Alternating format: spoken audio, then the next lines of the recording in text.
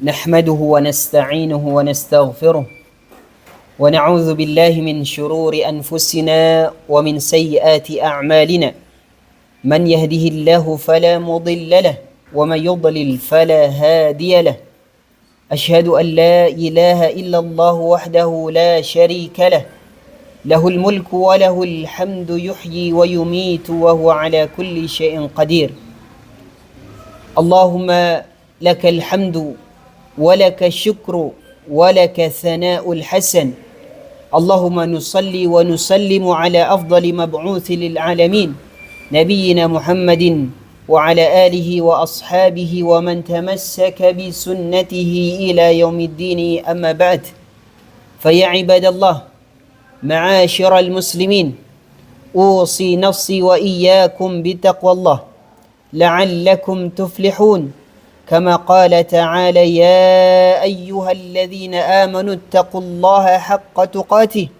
ولا تموتن إلا وأنتم مسلمون وقال يا أيها الذين آمنوا اتقوا الله وقولوا قولا سديدا يصلح لكم أعمالكم ويغفر لكم ذنوبكم ومن يطع الله ورسوله فقد فاز فوزا عظيما. Kaum muslimin, jamaah salat Jumat, semoga Allah Subhanahu wa taala muliakan kita semua. Salah satu kesempurnaan ajaran Nabi Muhammad sallallahu alaihi wasallam.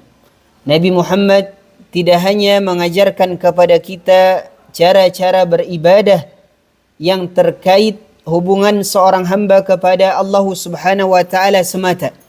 Nabi Muhammad sallallahu alaihi wasallam tidak hanya mengajarkan seorang hamba mengenal mana yang halal, mana yang haram.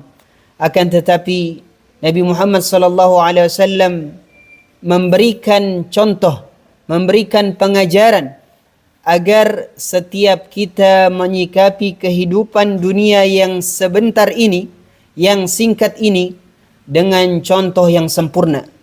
Nabi SAW memberikan permisalan dalam hadis Abi Kabsyah Al-Anmari di dalam Sunan At-Tirmidzi. Nabi SAW memberikan sebuah pengajaran serta pelajaran yang berharga ketika memberikan permisalan kepada para sahabatnya tentang 4 golongan yang mereka menghadapi dunia dengan kebaikan dan juga golongan-golongan yang menghadapi dunia dengan hawa nafsunya. Nabi SAW bersabda, "Innamad dunya li arba'." Sesungguhnya permisalan orang-orang yang menikmati yang mereka di dalamnya menghabiskan waktu mereka untuk dunia tidak lepas dari 4 tipe manusia. Nabi mengatakan yang pertama, abdun razaqahullahu malan wa ilma. Yang pertama adalah orang yang Allah Subhanahu wa taala mudahkan dirinya untuk mendapatkan dunia, untuk mendapatkan harta. Rumahnya luas, gajinya besar, kendaraannya banyak.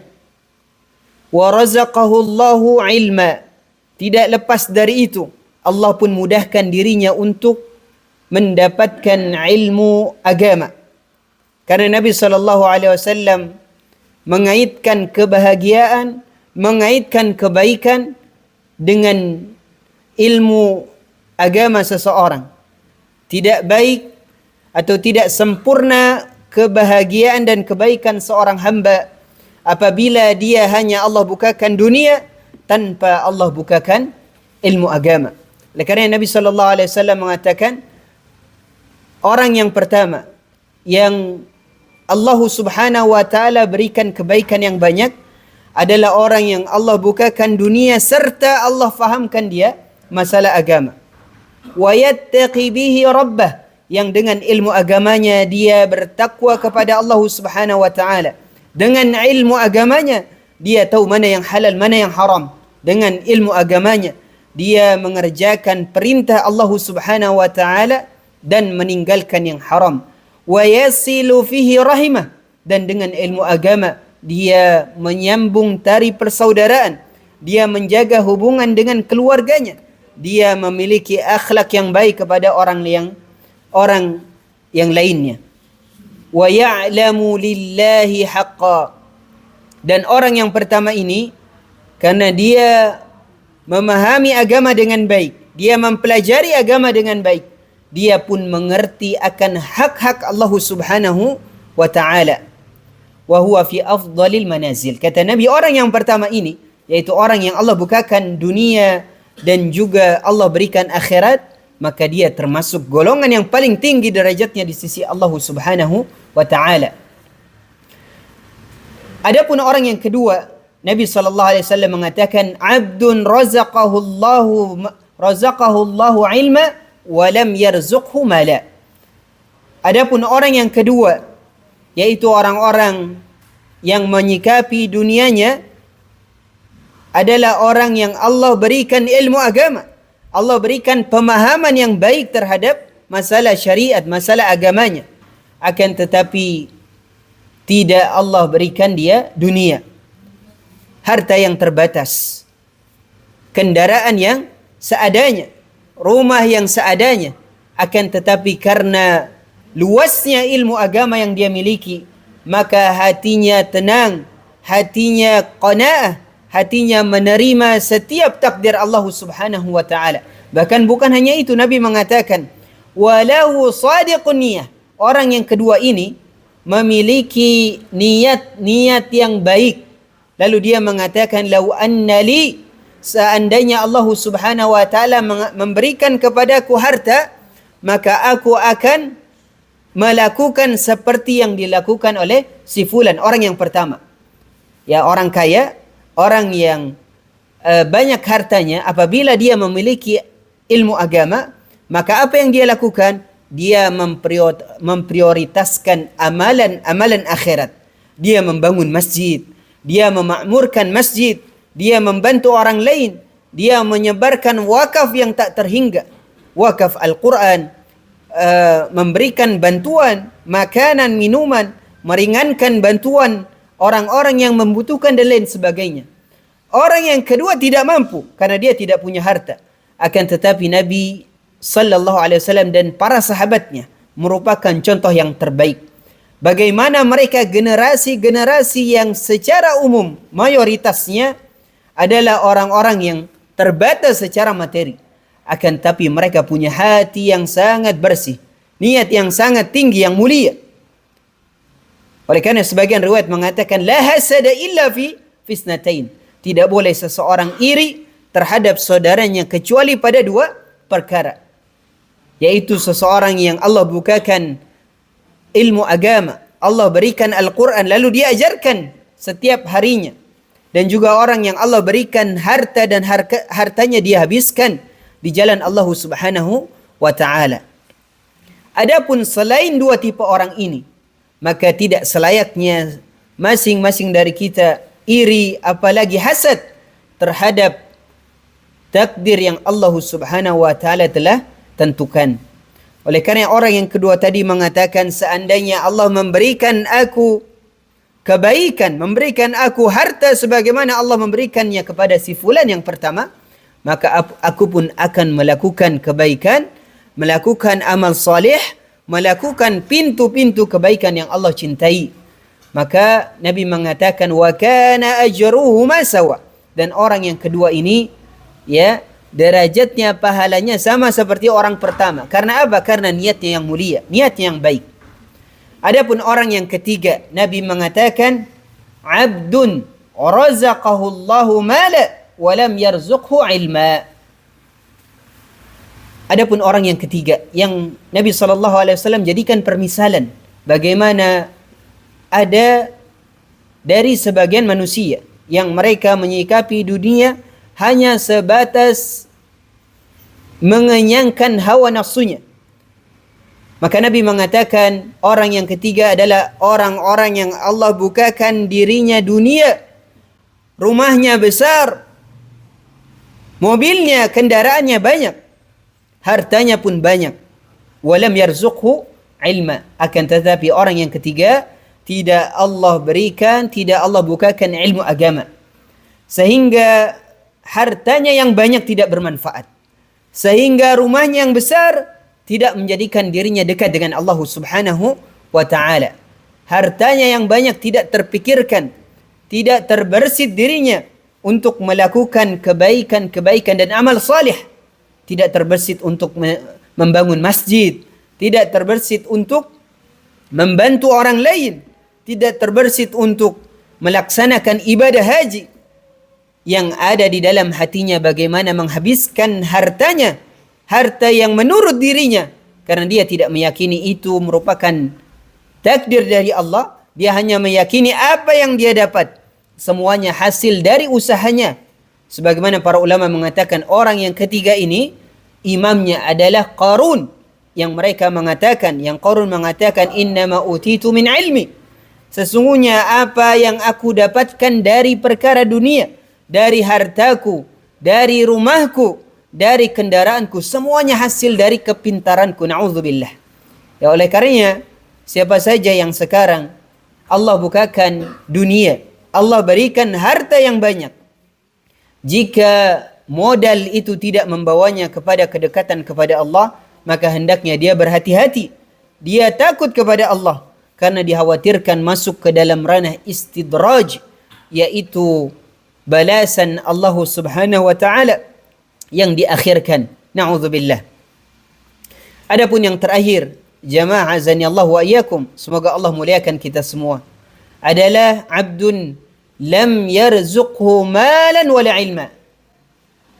Adapun orang yang keempat, na'udzubillah, adalah orang yang tidak mendapatkan kebaikan di dunia dan juga di akhirat. Tidak Allah bukakan ilmu agama dan juga tidak Allah berikan dia dunia. Na'udzubillah. Dia tinggalkan salat 5 waktunya hanya untuk sekedar menggapai 1.000-2.000 rupiah. Dia tinggalkan salat Jumat hanya sekedar mengharapkan puluhan ribu atau mungkin lebih dari itu, yang tidak sebanding sedikit pun dari karunia Allah Subhanahu wa ta'ala. Oleh karena kita berdoa serta berlindung kepada Allah Subhanahu wa ta'ala dari orang-orang yang Allah Subhanahu wa ta'ala murkai, orang-orang yang jauh dari rahmat Allah Subhanahu wa ta'ala, baik karena mereka tidak memiliki ilmu agama atau baik karena mereka putus asa dari rahmat Allah tabaraka azza wa jalla. أقول قولي هذا وأستغفر الله لي ولكم ولسائر المسلمين والمسلمات.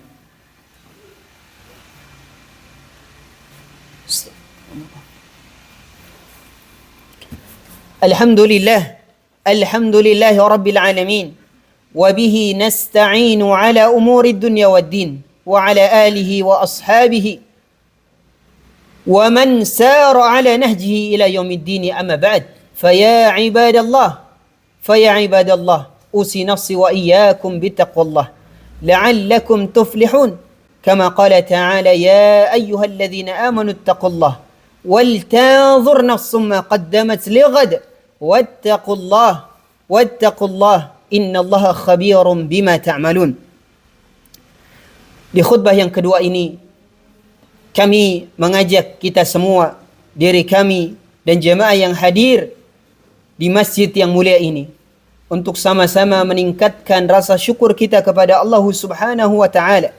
Rasa syukur yang mengantarkan diri kita kepada ketakwaan kepada Allah Subhanahu wa ta'ala. Rasa syukur yang menjadikan amal salih kita semakin banyak di sisi Allah Subhanahu wa ta'ala.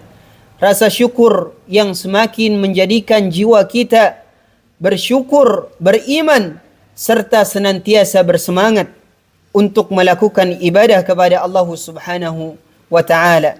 Yakinlah, sebanyak apapun amal saleh yang kita lakukan, tidak akan sebanding dengan nikmat yang banyak yang Allah Subhanahu wa ta'ala berikan. Wa ataakum min kulli ma sa'altumuh.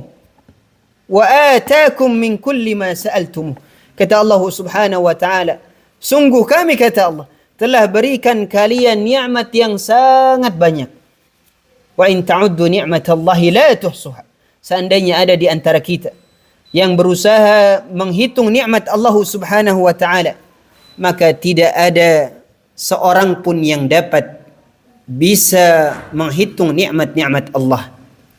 Oleh karena kita berdoa kepada Allah, kita memohon agar Allah Subhanahu wa taala memberikan kita semua taufik agar menjadi seorang hamba yang pandai bersyukur kepada Allah Subhanahu wa taala. Karena para ulama mengatakan tanda kebaikan ada 3. Idza u'tiya syakar, wa idza ibtuliya sabar, wa idza aznaba istaghfar. Tanda kebaikan seorang hamba apabila diberi nikmat dia bersyukur kepada Allah. Diberi ujian dia bersabar, dan apabila dia berbuat dosa dia bersegera beristighfar, bertaubat, memohon ampun kepada Allah Subhanahu wa taala. Inna Allah wa malaikatahu yusalluna 'alan nabi ya ayyuhalladzina amanu sallu 'alaihi wa sallimu taslima. Allahumma salli 'ala Muhammad wa 'ala ali Muhammad kama sallaita 'ala Ibrahim wa 'ala ali Ibrahim وبارك على محمد وعلى آل محمد كما باركت على إبراهيم وعلى آل إبراهيم إنك حميد مجيد. اللهم اغفر للمسلمين والمسلمات الأحياء منهم والأموات إنك سميع قريب مجيب دعوات. اللهم أعز الإسلام والمسلمين، اللهم أعز الإسلام والمسلمين، اللهم أعز الإسلام والمسلمين وأذل الشرك والمشركين، وأذل الشرك والمشركين، وأذل الشرك والمشركين. اللهم انصر إخواننا المسلمين في غزة، اللهم انصر إخواننا المسلمين في سودان، اللهم انصر إخواننا المسلمين في سودان، اللهم انصر إخواننا المسلمين في سودان. اللهم لك الحمد ولك الشكر ولك الثناء الحسن. ربنا ظلمنا أنفسنا وإن لم تغفر لنا وترحمنا لنكونن من الخاسرين. ربنا آتنا في الدنيا حسنة وفي الآخرة حسنة وقنا عذاب النار. عباد الله، إن الله يأمركم بالعدل والإحسان وإيتاء ذي القربى وينهى عن الفحشاء والمنكر والبغي يعظكم لعلكم تذكرون. أقيموا الصلاة.